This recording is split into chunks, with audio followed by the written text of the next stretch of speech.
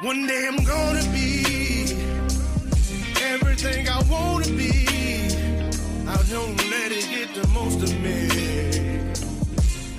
One day I'm gonna be free. I wanna be everything I'm gonna be. My future right in front of me.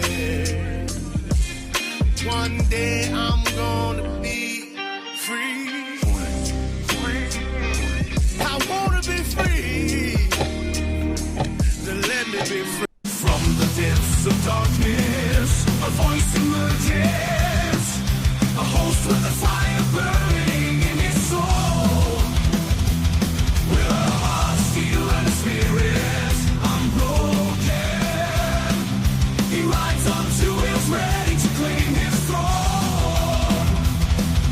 Amidst the chaos and the thunderous roar, insane wheels rise as a force to be reckoned with. Fueled by the power that only metal can bestow. He takes his stand, refusing to submit. Insane wheels hear his battle cry. Metal and mayhem will never die. Rituals report he pays his way. A legend in the making, day by day.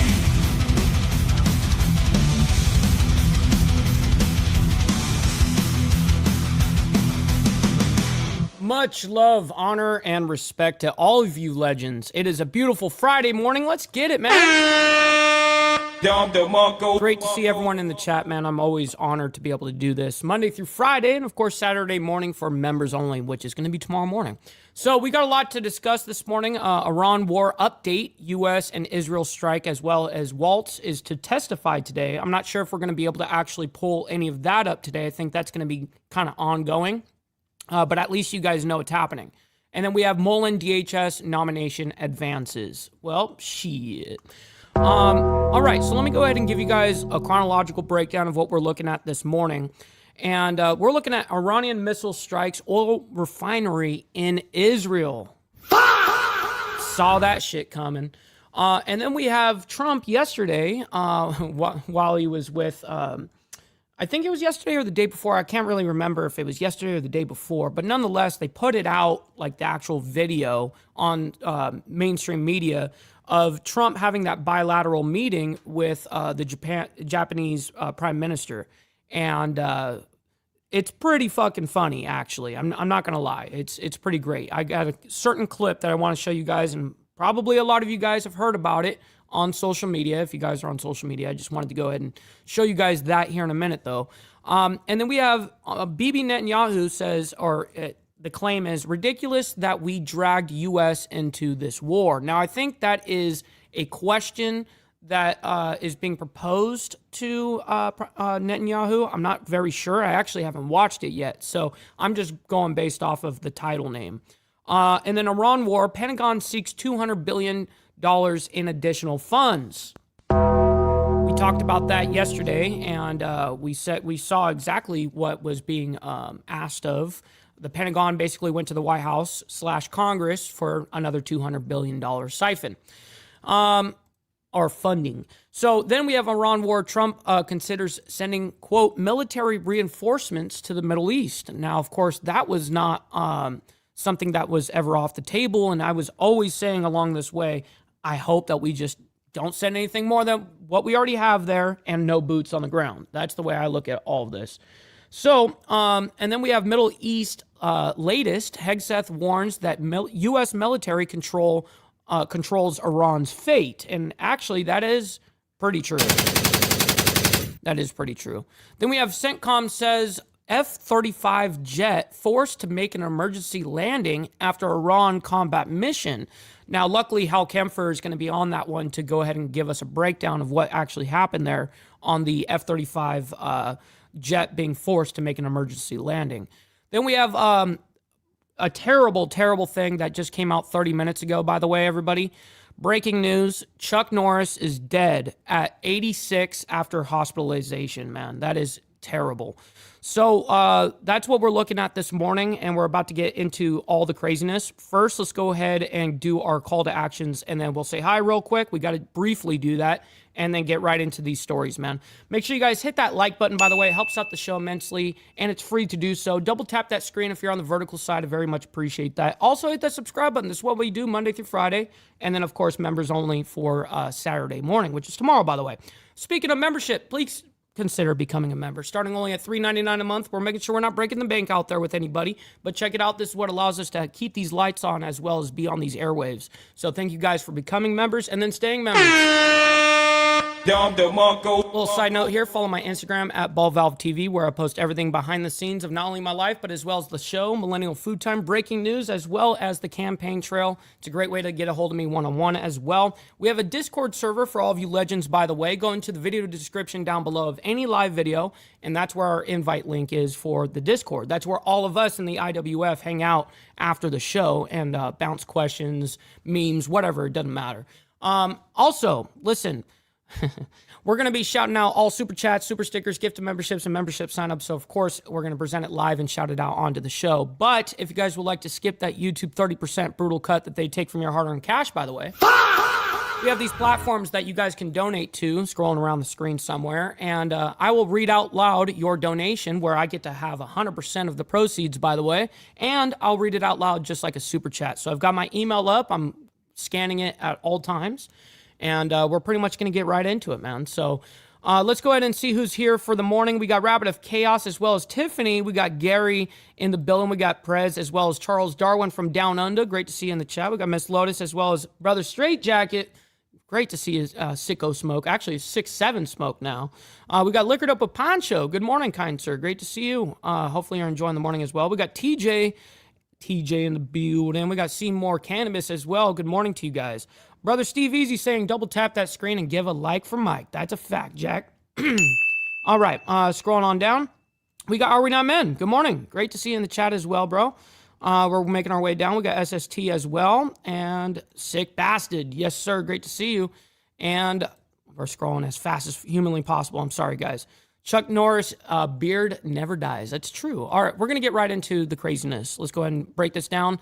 We're going to first start off with Iranian missile strikes oil refinery in Israel. As I want to pop this up on your screen, Israeli officials saying the electricity grid in the north has now been damaged, as video that's circulating on social media is showing a fire near a refinery in Haifa. Now, Barak Ravid, you're looking at his post here. He is with Axios. What's up, Go Fast? Great to see you in the chat as well.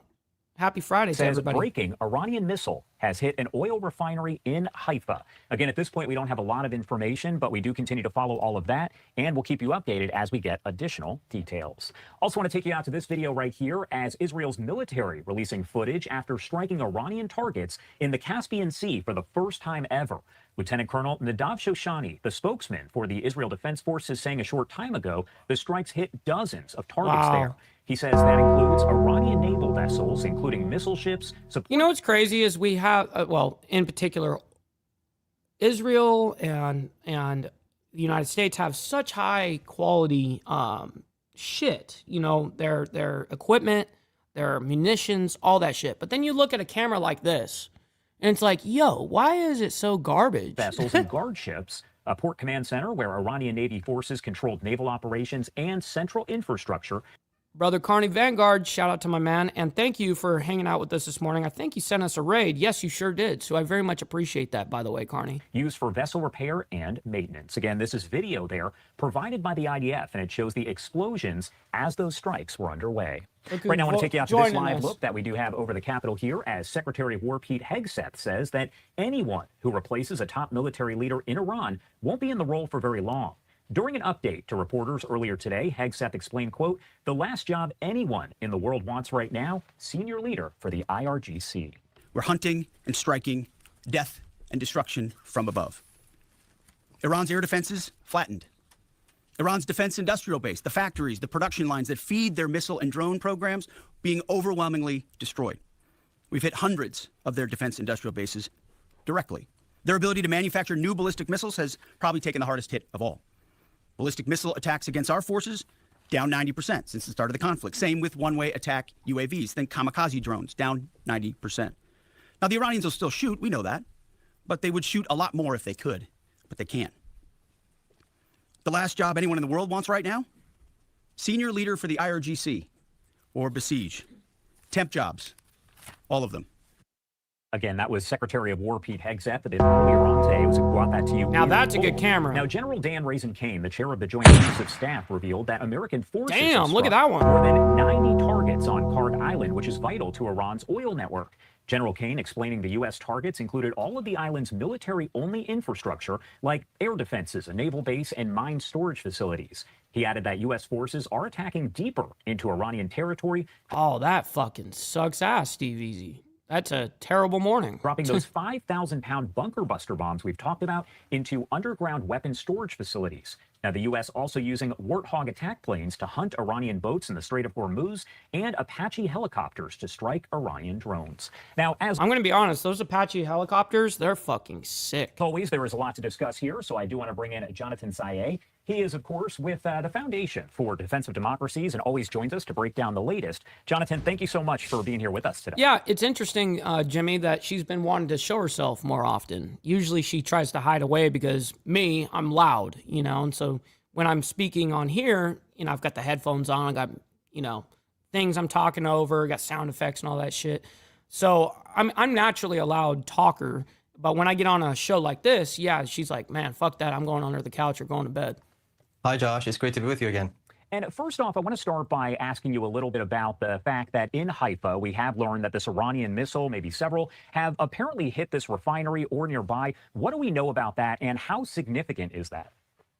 It is quite significant, and this attack comes after reported strikes against Iran's energy infrastructure. And now we know for the longest time that attack in itself was a retaliatory measure, given that the Islamic Republic has been specifically focused on taking out different energy installations throughout the Persian Gulf. So that was really a response to that. In addition to that, Tehran has been, again, blocking the Strait of Hormuz.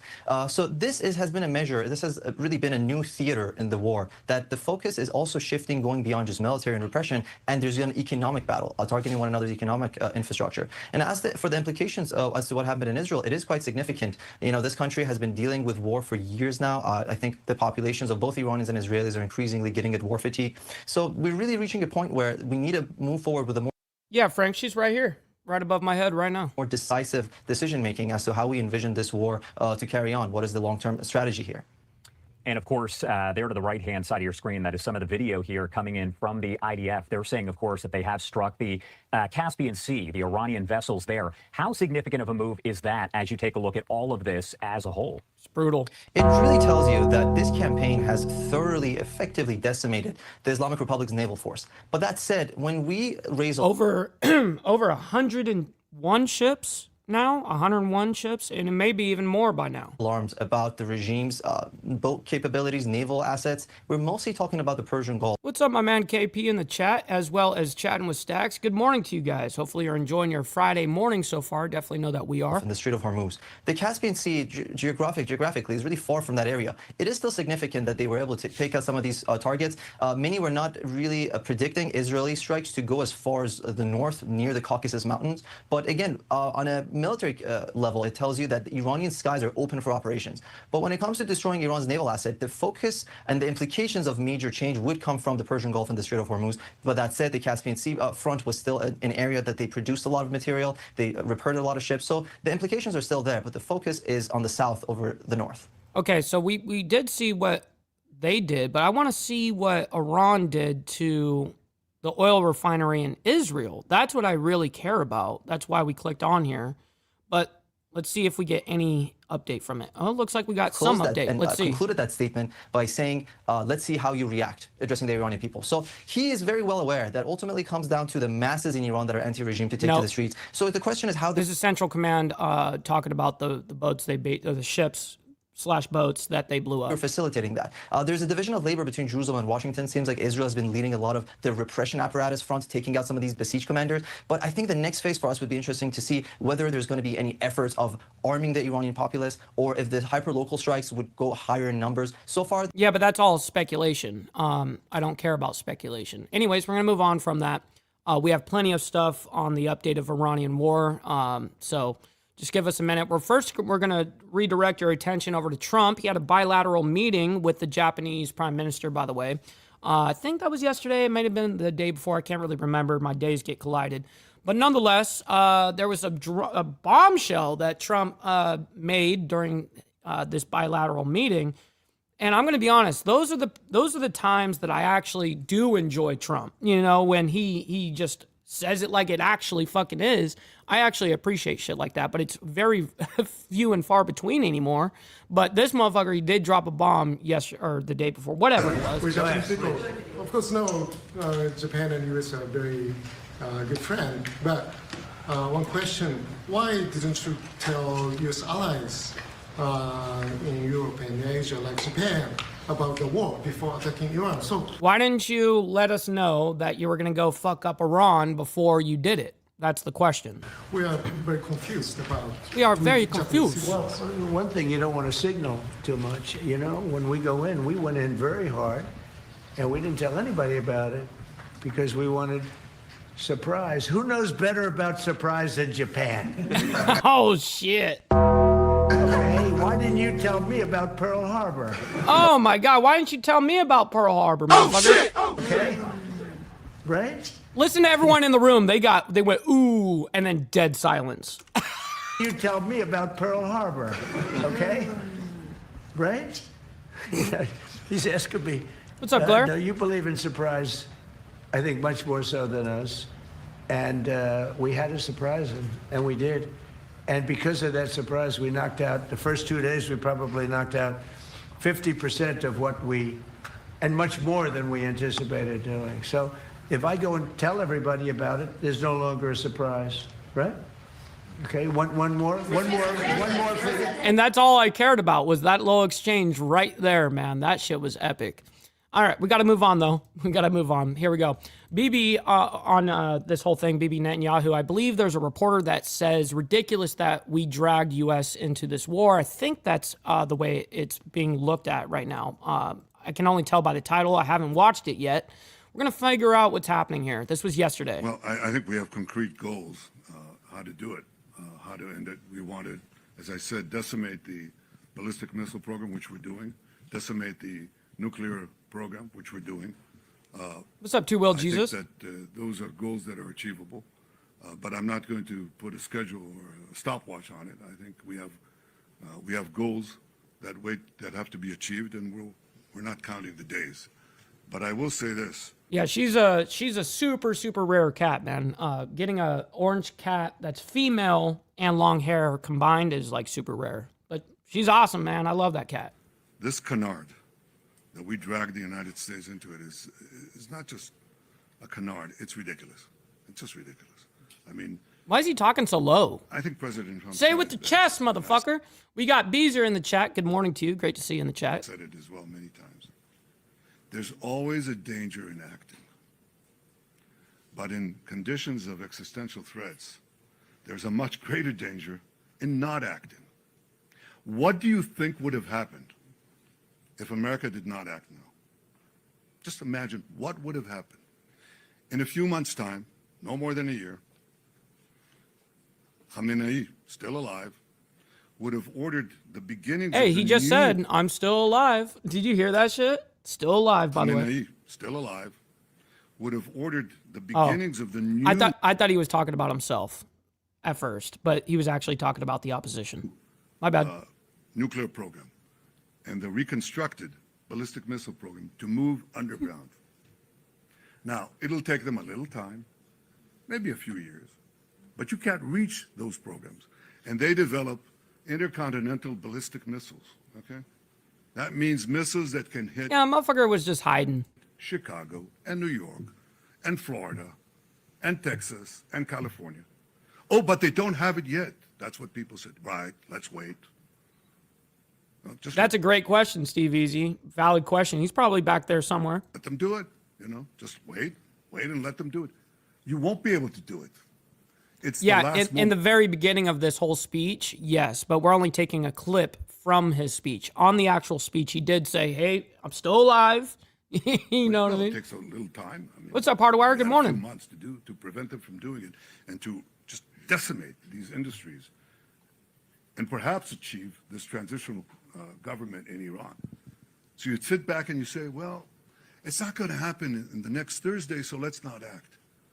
I tell you that there's enormous risk in not acting, much greater risk than acting. You already said that. And if you Move think on.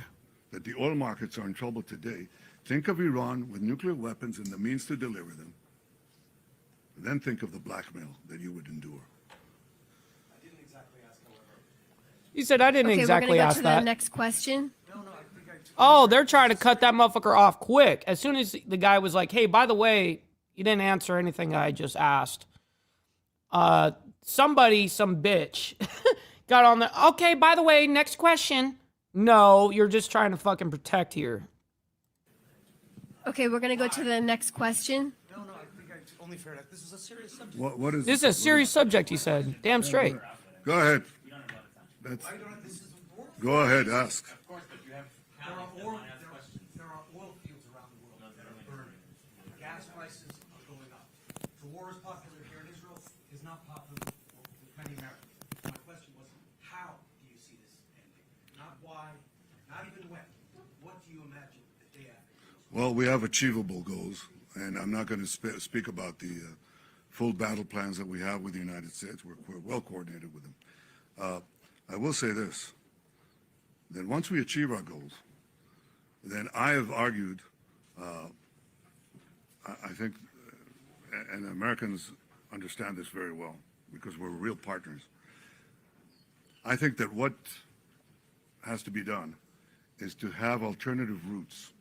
Instead of going through the choke points of the Hormuz Straits and the Bab el-Mandeb Straits, in order to have the flow of oil, just have oil pipelines, gas pipelines, going west through the Arabian Peninsula, right up to Israel, right up to our Mediterranean ports, and you've just done away with the choke points for forever. That is definitely possible. So I see that as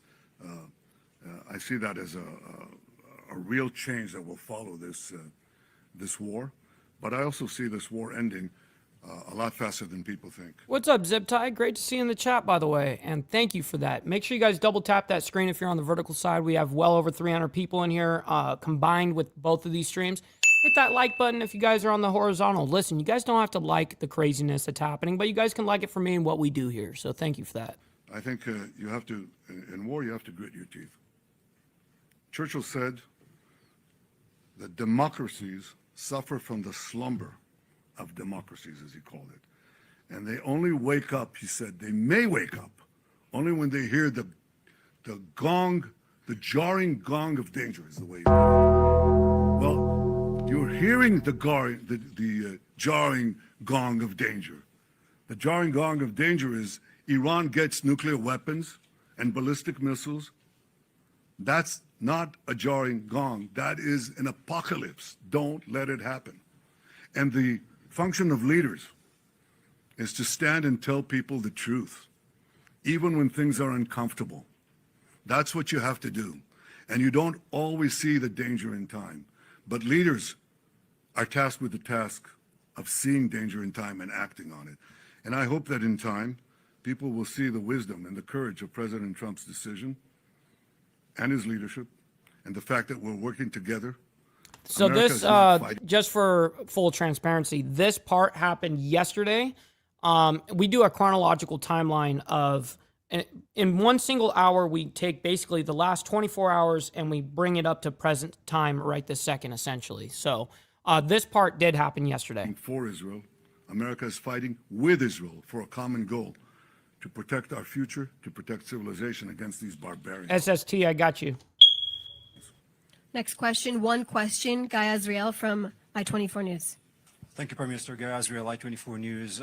President Trump said today he did not like the Israeli strike on the Iranian gas fields. My question to you, was the president aware of Israel striking that gas field? Did you approve it? And please, if you may, do you see any signs that the Iranian regime is collapsing? And what assurances do you give the Israeli public that if it does stand on its feet, we will not see another wave of a war with Iran in maybe 5 or 10 years?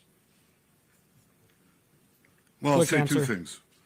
Fact It's going to be a super quick answer. number one and it's ended right there. Israel acted alone against. Yeah, so he just said that Israel acted alone on attacking that, which I'm glad that he did say.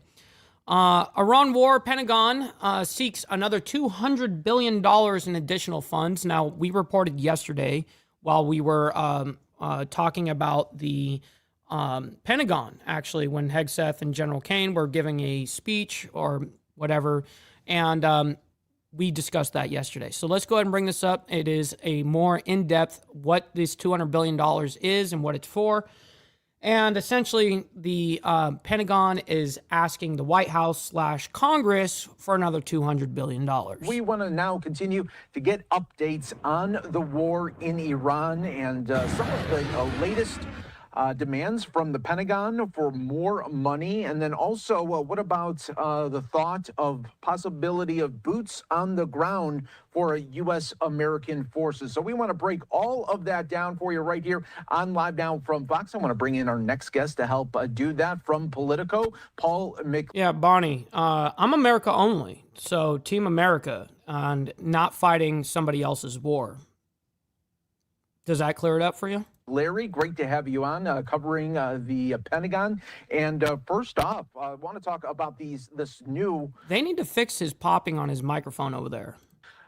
Supplemental package that the Secretary of Defense, Pete Hegseth, there was earlier reporting this week that it was going to be expected maybe 50 to 75 billion, but the ask here is $200 billion. Yeah, it's pretty astronomical, right? I mean, I think even back when the height of Iraq and Afghanistan, there was yearly supplementals. Yeah, but sadly, that money wouldn't be funding any of this. They're going to Congress to ask to print $200 billion more dollars. That's why they're asking for it. That's why they're not just taking it from some sort of account and doing it. I'm sure they depleted, their funds that they didn't have to ask for, but now they're asking Congress to print $200 billion more for them. That were $100 billion. I mean, there's a lot of money, but this war's been going on for 3 weeks, so $200 billion is pretty steep here. I mean, there's been various estimates by think tanks and former Pentagon comptrollers that we've running 11, 12, $20 billion so far. So I mean, the war is costing a lot of money. I mean, the munitions we're using are exquisite precision munitions that some of the precision guided missiles are $2 to $5 million a pop. The Patriot interceptors are about $2 million a piece, and at least dozens of those have been fired off by the U.S. and Gulf allies. So the bill is going to be pretty steep to replace a lot of this equipment and just to keep ships at sea, troops fed, obviously, and housed overseas and things like that. It's going to be very expensive, but 3 weeks in, What's up, Virginia Chaos? My man, happy Friday. Fuck it up Friday. $200 billion. Hit that like button, everybody. Is a big ask. Yeah, it absolutely is. And let's also continue to talk about where we're at right now. Beezer, just because you said that, fuck it. We haven't even done the money part yet. Let's just go ahead and get it over with now. All right, just get the money part done. Give me money. Money me. Money now. Me a money needing a lot now. Facts. Denied. But I still love you guys. Now on the timeline, of course, we heard earlier on, 4 to 5 weeks. President Trump has said over and over again that they are ahead of schedule. We hear that from CENTCOM. We hear that from the Department of Defense. So where do you think we are right now in these moving timelines? Yeah, I mean, the thing is, there is no real timeline, right? I mean, Defense Secretary Pete Hegseth today said that we're ahead of schedule, but didn't offer exactly what any sort of schedule or time frame might be, which is hard to do in war. I mean, admittedly, but they're not offering really a strategic end game here, right? The administration is saying, well, regime change isn't really the end game, and but they hope it happens. They're giving a lot of tactical successes as kind of strategic indicators. Ships sunk, missile emplacements hit, and things like that. But we're not totally sure what the end or what victory will look like yet. And I think you might be wrong on that, Hardwire. They're asking Congress for $200 billion, and the only way that they can get that is by printing it. It's not like they have a fund or something like that. That's them literally doing a funding bill. It's a funding bill. And anytime there's a funding bill, that's us printing money. Double check me on that. Let's also talk about the notion that there could be a possibility of boots on the ground for U.S. forces. Where are we at right now in that thinking, and what has the president been talking about? Oh, that's incredible. We only got 19 likes right now, dude. I understand you guys don't like this shit. I know it's fucking crazy, but you guys can like it for me and what we're doing here, giving you guys facts. This is what we do Monday through Friday, and then, of course, Saturday morning for members only. Let's get them likes up, man. Double tap that screen. Let's get it. Yeah, as we reported today, there are discussions in the Pentagon at the White House about sending a few thousand more troops to the region. That doesn't necessarily mean troops on the ground in Iran, right? I mean, these could be missile defense, logistic, things like that, but probably also some infantry, right? There's 2,200 Marines currently aboard the U.S. Tripoli and 2 other ships heading from the Pacific to the Middle East right now. Those Marines can do a variety of things. They can do air defense. They can seize small islands, Iranian islands in the Gulf there. That would help open up the Strait of Hormuz. What up, 5150? Good morning to you. Happy fucking up Friday. Things like that. So there's a lot of things those Marines could do, and they should arrive probably in about a week or so, it looks like. And is the worry, too, that, as you continue, the Department of Defense continues to really crank out the levers here of war and the possibility of putting boots on the ground? Yes. Anytime that you anytime that you print a single dollar, you're devaluing the already in circulation dollar. That's correct. It's death by 1,000 paper cuts, essentially. Is the notion there that it'd be harder to wrap up once again and really stick to those timelines that they talked about earlier? Yeah, and putting troops on the ground is a whole new war. It's a very different operation. I mean, you can do airstrikes for weeks. What's up, Big Dan? Good morning. So months with little. I mean, there have obviously the U.S. refueling plane went down, killed 6 airmen. Yo, real quick, I have to interrupt again. I'm sorry, everybody, but 5150, that is way too funny. Send me your money. It's about church, but yeah, anyways. But once you put people on the ground, as we saw in Iraq and Afghanistan, it's a different war. Things happen, mistakes happen, the population can rise up. I mean, it's a completely different operation than this is. And that's when you get into a long, grinding conflict, the type of conflict that the president ran on 2 years ago, saying he would not get the U.S. involved in. Yeah, so we will definitely continue to take a look at all of the developments. All right, and we're going to move on as well. Iran war, Trump considers sending military reinforcements to the Middle East. And I really, as everybody knows here, my stance on this whole thing, I really dislike us sending more troops, more resources, and then on top of that, the idea of boots on the ground is something that is sickening to me. All right, welcome back. I'm Austin Westfall. Reuters says that the Trump administration is considering deploying thousands of U.S. troops to reinforce its operations in the Middle East. The outlet saying the deployments could help provide Trump with additional options as he weighs expanding U.S. operations with the Iran war now well into its 3rd week. Reuters' Phil Stewart had the reporting. He's here with us. And Phil, final decisions haven't been made yet, so how far along does this planning appear to be at this point?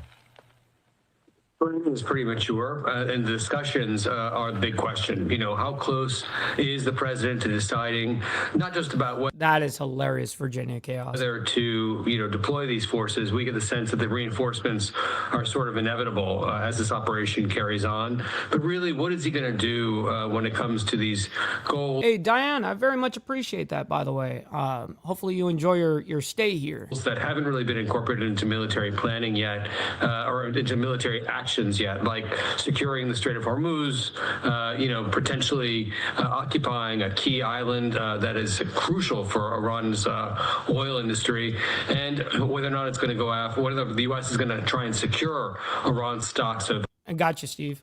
Why are you gay? Highly enriched uranium. Ultimately, we talk about a lot of the reports that are happening behind the scenes, and then we watch every day. You are gay.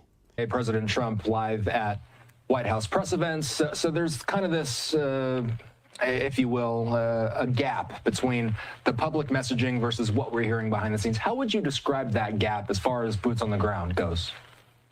Well, today it was really interesting. The president said two things. He said first that he wasn't planning on sending troops anywhere, and then he said after that if he was planning on doing it, he wouldn't tell a reporter. And so I think he's the White House said when we the way that he answered it was no, but if we were going to, I wouldn't be telling you.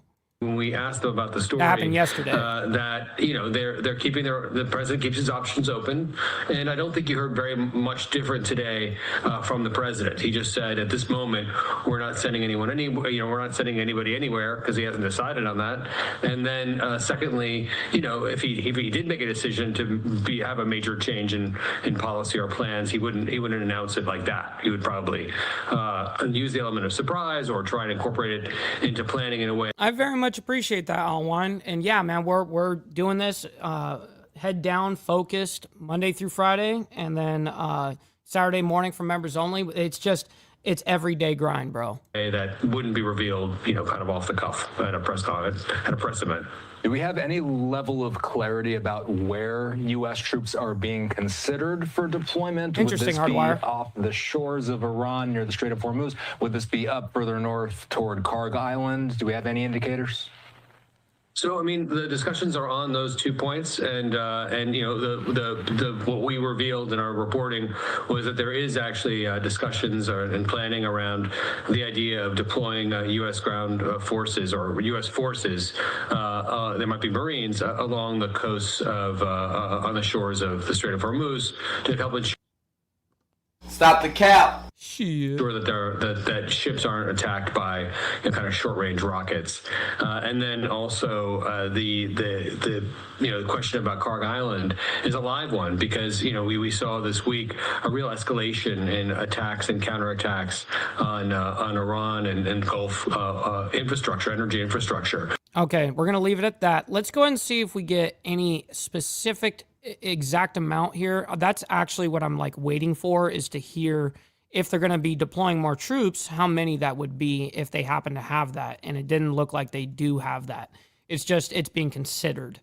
Okay, so let's go ahead and move on into this Middle East latest. Hegseth warns that U.S. military controls Iran's fate. Now, this came out roughly about 10, 11 o'clock last night, my times in Central Standard Time. And this is leading us up into the CENTCOM says the F-35 jet was forced to make an emergency landing after Iran combat mission. And luckily, our buddy Hal Kempfer is there to break it all down for us. And then we have the terrible news of breaking news just as of an hour ago.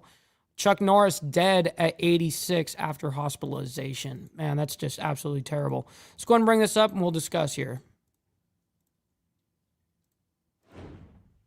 All right, you're watching live now. I'm Austin Westfall. Let's bring in Professor Alon Burstein. He's here. He's the host of the Israel-Palestine. What's up, Ghost? And yeah, we heard that that was the original amount that was being sent. That was the original number. But now they're considering even more troops after that amount. Report. I'm going to get straight into the audience questions today. Alon, we've been having the viewers send these in. We got the first one up from Danny in Delaware saying, do you believe Hegseth and or Trump underestimated Iranian firepower and resolve? Good to see you, Austin, and as always, good questions from the audience. It's a matter of speculation because one of the things that Trump does exceedingly well is always represent things as though that's exactly how I wanted it to be. By now it's very, very obvious that in June of 2025, during a 12-day war, neither Israel nor the United States really believed that they had destroyed the nuclear capabilities of Iran, but Trump and Netanyahu were both saying, yes, it's entirely destroyed because that's how they wanted to present it. So it's difficult to know if, in fact, when they both say, this is what I expected, this is how we thought it would be, if that is in fact what they thought or not. I will say that when it comes to preparations for the Iranian retaliations, it does seem like the United States has been taken by surprise. And I think they were taken by surprise by more than one thing. First of all, they were taken by surprise by the fact that Iran was willing to actually carry through on their threats, both of blocking the Straits of Hormuz and at retaliating at the entire region. Iran always said they are going. Right, and they really did do it. They did retaliate to the point where they're hitting their neighbors but it's essentially our shit. But trust me, these countries don't like when missiles are raining above into their country. They fucking hate that shit, especially the Gulf states over there, the Gulf countries. But let me go ahead and see if we get a certain update here that I'm particularly looking for on this whole thing. We heard a little bit of the speech this morning from Netanyahu, but there's an actual clip here that is, I don't know if he's just playing it over or if we're listening. States did not know about this. This was No, yeah, they're just playing it in the background. Israel is Okay, so let me go ahead and just speed up here. We're going to get to the more important shit. Because a lot of it's like questions from what we're looking at right here. I'd rather get like an actual... Let's see what this is about here. Straits of Hormuz. Iran has such a long coast along the straits, and Yes. all it would take is... Yeah, people are like, how is Iran able to shut it all down? Well, let me show 5 you. ballistic missiles or 10. So all this that you see, this whole north part of the strait, that is all Iran. It's very easy for Iranian, the military and anybody that's using these ballistic missiles, they hide them underground on purpose because if they were above ground, they would get fucked up, right? So they're in tunnels and deep below underground. And so the way that they work on this is they drive them out from the fucking, because they're on wheels. It's like a truck. And they bring them over and they set them up and they launch ballistic missiles, theoretically. This is why they have the power to do this and shut it all down, that anything that passes, they'll just fucking strike it with a ballistic missile. That's no joke. And that is along the entire coast of Iran there. And drones that are fired at a ship, and you can't protect every single inch of the sky and every single ship. And remember, these oil tankers, if they get hit, it's massive oil spills. It's physically, so a lot of these countries are estimating, not possible without boots on the ground to actually push Iranian forces back from the coast. Well, Ghost, what's really hard about that is, aside from our bunker busters, of course, they can get down below without us putting boots on the ground. But doing any type of tunnel, bunkers, anything underground, it's going to really require boots on the ground. And I'm totally against boots on the ground. So that's one reason. A second reason that is being echoed in various different countries, in France, the United Kingdom, is saying they would be willing to do so if they actually felt that this war has an agenda. They're doing so until it ends in a certain way. But at this point, even Secretary of War Pete Hegseth is saying it'll end when Trump says it ends. So these countries are now less willing to commit. I remind everyone that in the first days of the war, the United Kingdom and France both said that they were going to send aircraft carriers to the region. And Trump got angry and said, we don't need that after we've already won, because he was saying that we've already won. Now he's asking for their help, but now they're saying, well, we thought this was going to be something that lasts a couple of days. It's now lasting who knows how long. We're not necessarily willing to do that. So NATO, pretty hesitant at this point when it comes to Straits of Hormuz, both because of feasibility and because of questions of how long this is going to last. The other countries in the region, how prepared are they? The Allied... Oh, wow, Ghost. No, I didn't see that. He said, you might have covered it, but 19-year-old Iranian Olympic wrestler was executed in the street for protesting. The official charge was war against God. Wow. The different alliances in the Middle East are constantly shifting. And it's going to be way too complicated to try to get into all the ins and outs. But just as an example, if we go back 10 years, there was a broad Middle Eastern alliance against Qatar. Saudi Arabia led a group of Arab countries, including Syria, including Iraq, including Bahrain, including the United Arab Emirates, all to boycott Qatar and try to suffocate it, punishing them for what they thought was incitement against them in Al Jazeera and also for promoting international terrorism. Definitely interesting. Let's see if we get any other... Oh, this is something that we're... A new map. Let's see what's happening here. They're all on the same side at the moment. Okay, they're talking about Karg Island, where 90% of basically the oil of Iran is processed. And that is a very, very strategic island. And recently we did fuck them up, but we only took out their military assets. We didn't fuck up their oil or their producing, the refineries, any of that shit. We didn't touch any of that. And that's on purpose because that puts us in a whole different bracket against the world, actually. That would put extreme pressure and ramp up this war to be that next level. Fighting Iran. So if this did escalate to a larger all-out war, chances are all that bad blood that exists between the different countries may die down in exchange for, I'd give way for a war with Iran. But there is one thing that I need to point out, and I'll point this out again and again. Iran has a very, very complicated topography. It has mountainous ridges that go across its different borders. And at this point, all this is happening with attacks from the sky. If it does go to regional all-out war, at some point, someone's going to have to be willing to invade Iran with boots on the ground. I'm not advocating and saying this should happen. I'm saying if there was an attempt... Tell me what's been propaganda here. I've only spoken facts. To end this militarily, what Trump initially said, unconditional surrender, we don't really have unconditional surrenders in the last, since World War II, basically, without a country being completely occupied by force. And the only country that could realistically do that, even, is the United States. And that's also not 100% sure that they could in an easy way. But none of these other countries... It's always going to be a battle. Yeah, we'd ultimately fuck them up. But it's hard when they have those missiles, those ballistic missiles that they can literally roll from underground, bring them up topside, shoot, and stop basically any ship passing through. That's show of force.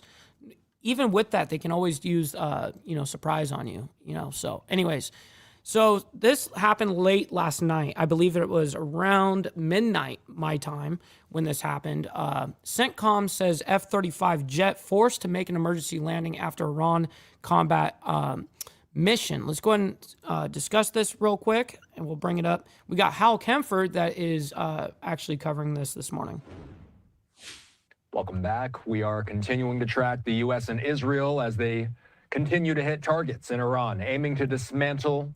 What's up, Christopher Collins? Good morning to you. Great to see you in the chat. Their infrastructure. We are hearing that they've struck over 7,800 targets so far, performed over 8,000 combat flights, and damaged or destroyed over 120 Iranian vessels. Retired Marine Intelligence Officer, National Security Analyst, and the host of the Strat podcast, Hal Kempfert, here with us tonight. Hal, some news today about an F-35 fighter jet. I'm reading some reporting here. There was an emergency landing with a U.S. F-35 fighter jet. It was flying a combat mission. Dude. What's up, Danny? Great to see you in the chat, bro. Over Iran, and then it had to make an emergency landing. The pilot, according to the U.S. military, is in stable condition. CNN says that the jet was believed to be hit by Iranian fire. If that's the case, would this be the first time that a U.S. fighter jet was hit in the sky amid this war? As far as I can tell, it's the very first time. It hasn't happened. In fact, I have been really surprised that we haven't had more aviation mishaps or actually U.S. aircraft or for that matter, Israeli aircraft come under fire. Early into this thing, we jointly declared air superiority over most of Iran. And then that quickly matriculated into the term air dominance, which means that we dominate the airspace. But it's not the same thing as air supremacy, which means basically we can fly anywhere we want uncontested. And you saw today what appears to be that an F-35, a stealth fighter, with all the stealth systems and all the stealth stuff that's available to it, was presumably targeted and sustained damage. And it sounds like the pilot was injured as well. So damn. It just kind of Hey, by the way, we have over 400 people in here. Make sure you guys double tap that screen if you're on the vertical side. Hit that like button if you're on the horizontal. Very much appreciate your guys' laborious work on that. Cautionary tale. And by the way, if we can go for another few weeks and we don't have another thing like this, that will be just amazing in the annals of warfare. But it's a dangerous business, and these things do happen. What's up, Extra Surprise? Coming in from Mark in Grand Junction, saying, what is the extent of the damage taken by U.S. bases, infrastructure, planes, ships, etc.? How many U.S. assets has Iran hit, and how? That's a great question, actually. I don't expect you to have any precise numbers. With time, we will presumably learn a little bit more about the scope of damage that has been done. But this question from Mark made me think about the initial strike that killed a number of service members in Kuwait. Are there still questions looming about how that played out? Well, that's going to be investigated fully. And this is an excellent question because it deals with bomb damage or battle damage assessment. What have the bad guys inflicted upon us? What casualties have we sustained? What damage have we sustained to weapons, armaments, systems, headquarters, whatever it is? Obviously, we have taken some losses. There was we took a casualty. Someone was, a service member was killed in Saudi Arabia. Still don't know exactly what happens there. It's the fact it was in Saudi Arabia kind of got my attention. And then, of course, we had that tragic thing with the Theater Sustainment Tactical Operations Center in Kuwait. But generally speaking, we've had a lot of people injured. I think it's getting close to 200 now overall. But generally speaking, we haven't sustained a number of people killed. And it doesn't sound like a lot of those were injured were serious injuries, but we're very careful, especially about anything with traumatic brain injury potential. We look at that much closer. So I think we're doing pretty good. I know we've lost some radar systems, and I'm sure we've lost some other things too. I haven't heard about major end items being taken out on these attacks on the bases. And we have a lot of air defense around the bases. And the other thing is the bases are kind of built for this. I mean, if you look at the hangars and stuff, these are not the hangars you're going to see here in the U.S. These are usually concrete revetment things. What's up, Panelverse? Great to see you in the chat. They're designed to resist some sort of strike. A live look at the White House, the time in D.C., 10 o'clock on the nose. Today, President Trump was asked about the possibility of U.S. ground troops being deployed to Iran. And he said, no, I'm not putting troops anywhere. And then he said he could deploy military forces wherever he wanted, but said he'd also not tell reporters about his plan. Yeah, he's like, no, I don't plan on doing that. But if I were, I wouldn't be telling you. And so we saw that yesterday. Let's go ahead and get this these images that we have here. Let's go ahead and see. I think these are before and afters. Or we're going to want to send somebody in there, whether it's boots on the ground or inspectors on the ground, depending on what this thing turns out to be, but probably boots on the ground and go in there and secure that enriched uranium and get it out of there. So that's a possible employment. Now, that would be deep within Iran. So if it was a raid, it would be a raid involving a lot of distance, a lot of logistics, a lot of capabilities, and with that, a lot of risk. So that's a possibility. Another thing that's been looked at very close with the Strait of Hormuz is the number of islands that you have around the Strait of Hormuz. And the idea is that maybe the 31st Marine Expeditionary Unit could go in there and possibly take one or two of those islands. And I'm going to throw out something I haven't heard anybody talk about yet, but three of them. Yeah, I did it in the middle of a story, actually. Usually we do shit like that, like, in between stories, but, actually we're going to keep that up right now. Let's go ahead and just embrace our fuck-ups. Come all the way around the world. We need to embrace thy fuck. Don't beat yourself up over past mistakes. You are going to fuck up again in the future, quite possibly in a most spectacular fashion. Why worry about yesterday's fuck-ups when you have tomorrow's fuck-ups to look forward to? You are a fuck-up, and fucking up is part of your growth process. Embrace the process. Embrace thy process.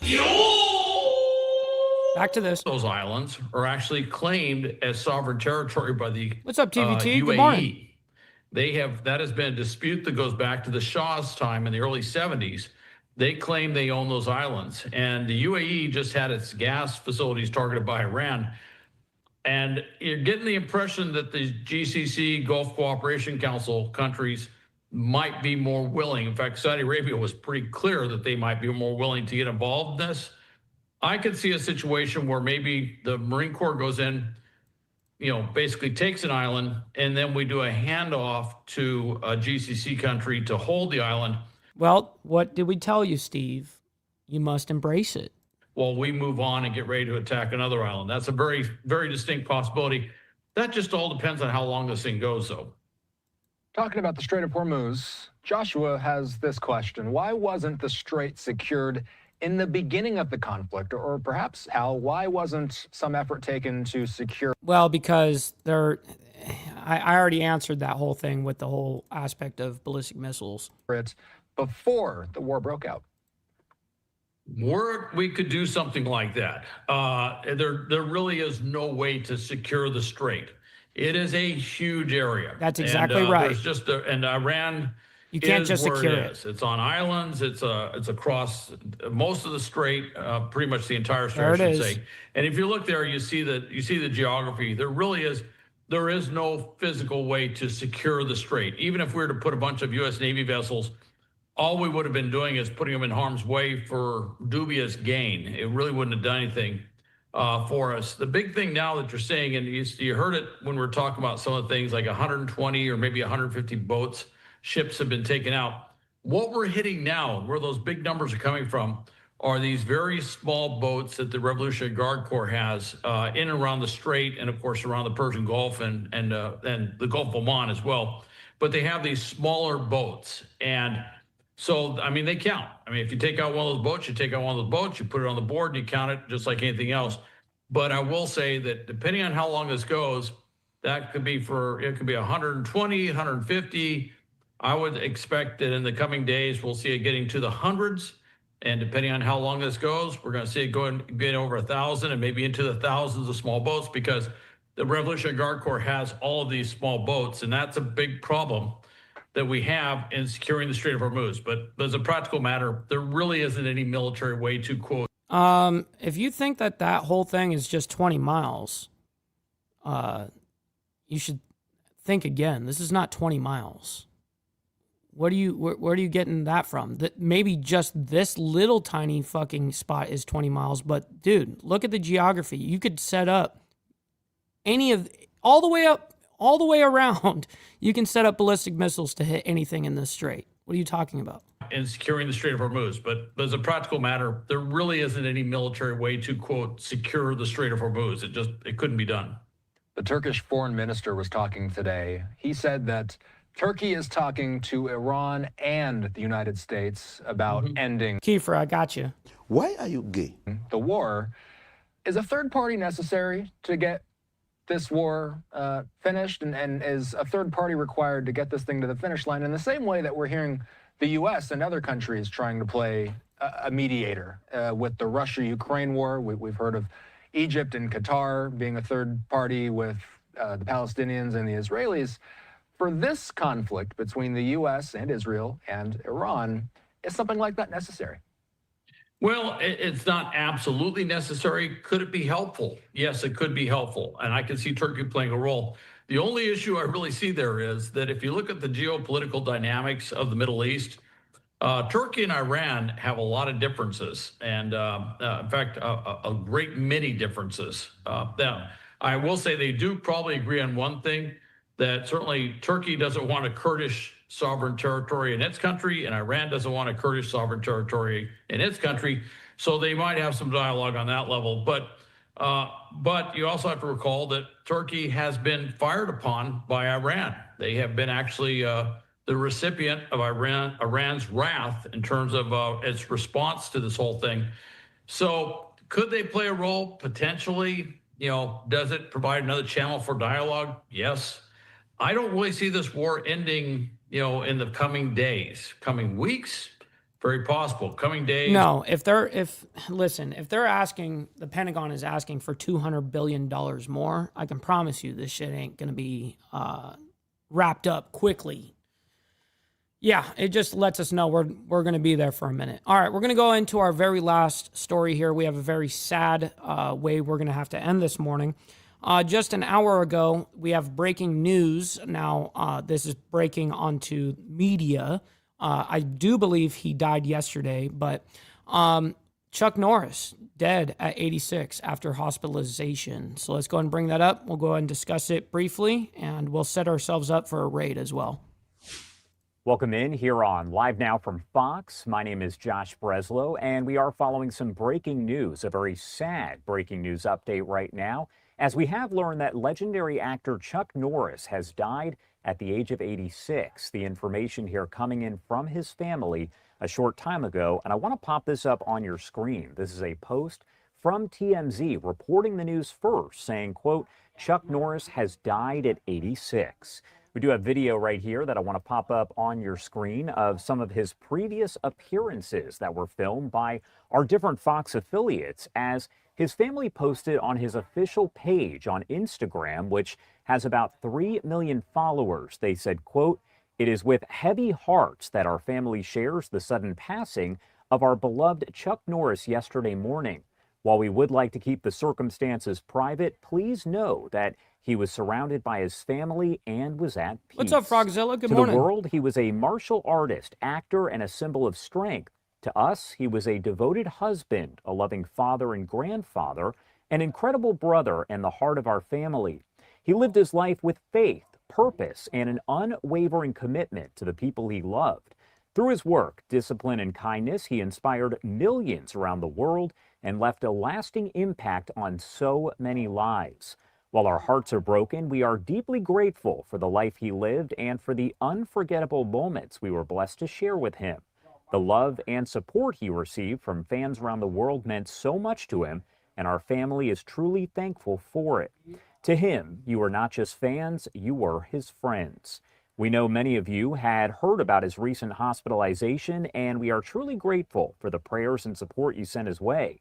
As we grieve this loss, we kindly ask for privacy for our family during this time. Thank you for loving him with us. With love, the Norris family.